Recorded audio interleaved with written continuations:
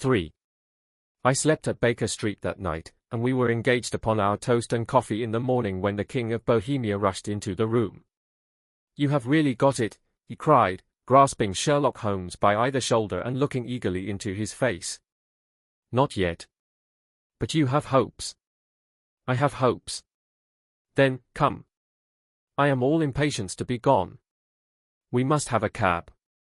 "No, my brougham is waiting." "Then that will simplify matters." We descended and started off once more for Briony Lodge. "Irene Adler is married," remarked Holmes. "Married? When?" "Yesterday." "But to whom?" "To an English lawyer named Norton." "But she could not love him." "I am in hopes that she does." "And why in hopes?" "Because it would spare your Majesty all fear of future annoyance. If the lady loves her husband, she does not love your Majesty. If she does not love your Majesty, there is no reason why she should interfere with your Majesty's plan." "It is true. And yet, well, I wish she had been of my own station. What a queen she would have made." He relapsed into a moody silence, which was not broken until we drew up in Serpentine Avenue. The door of Briony Lodge was open, and an elderly woman stood upon the steps. She watched us with a sardonic eye as we stepped from the brougham.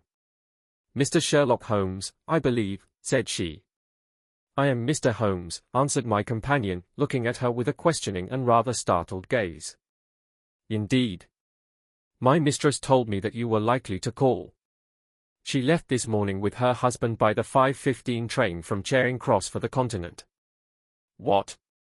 Sherlock Holmes staggered back, white with chagrin and surprise. "Do you mean that she has left England? Never to return?" "And the papers?" asked the king hoarsely. "All is lost." "We shall see." He pushed past the servant and rushed into the drawing room, followed by the king and myself. The furniture was scattered about in every direction, with dismantled shelves and open drawers, as if the lady had hurriedly ransacked them before her flight.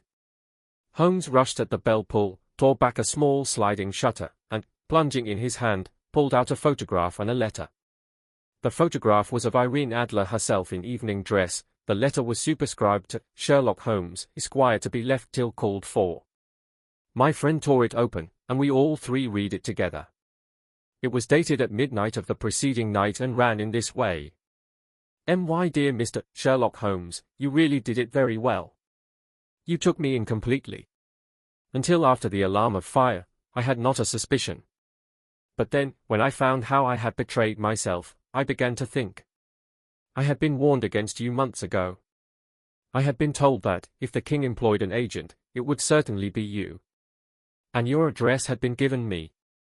Yet, with all this, you made me reveal what you wanted to know.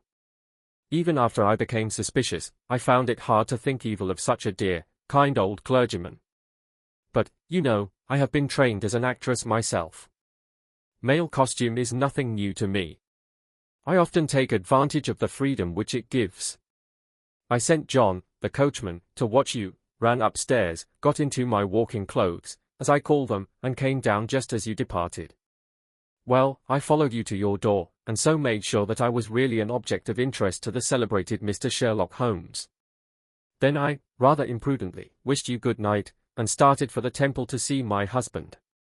We both thought the best resource was flight, when pursued by so formidable an antagonist, so you will find the nest empty when you call tomorrow. As to the photograph, your client may rest in peace.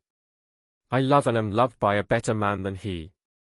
The king may do what he will without hindrance from one whom he has cruelly wronged. I keep it only to safeguard myself, and to preserve a weapon which will always secure me from any steps which he might take in the future.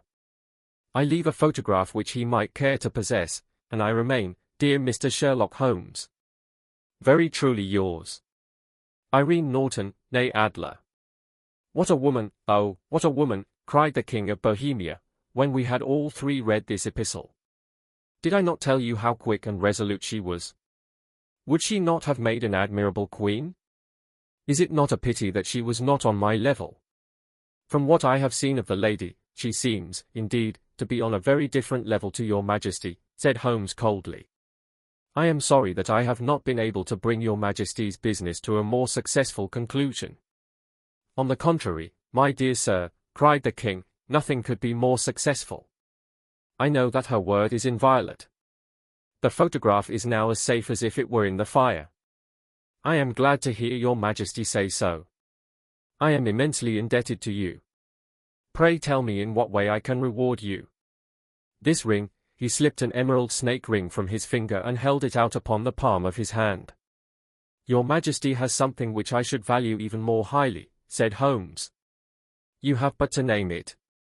This photograph. The king stared at him in amazement. Irene's photograph, he cried. Certainly, if you wish it. I thank your Majesty. Then there is no more to be done in the matter. I have the honor to wish you a very good morning. He bowed, and, turning away without observing the hand which the king had stretched out to him, he set off in my company for his chambers. And that was how a great scandal threatened to affect the kingdom of Bohemia, and how the best plans of Mr. Sherlock Holmes were beaten by a woman's wit. He used to make merry over the cleverness of women, but I have not heard him do it of late. And when he speaks of Irene Adler, or when he refers to her photograph, it is always under the honorable title of the woman.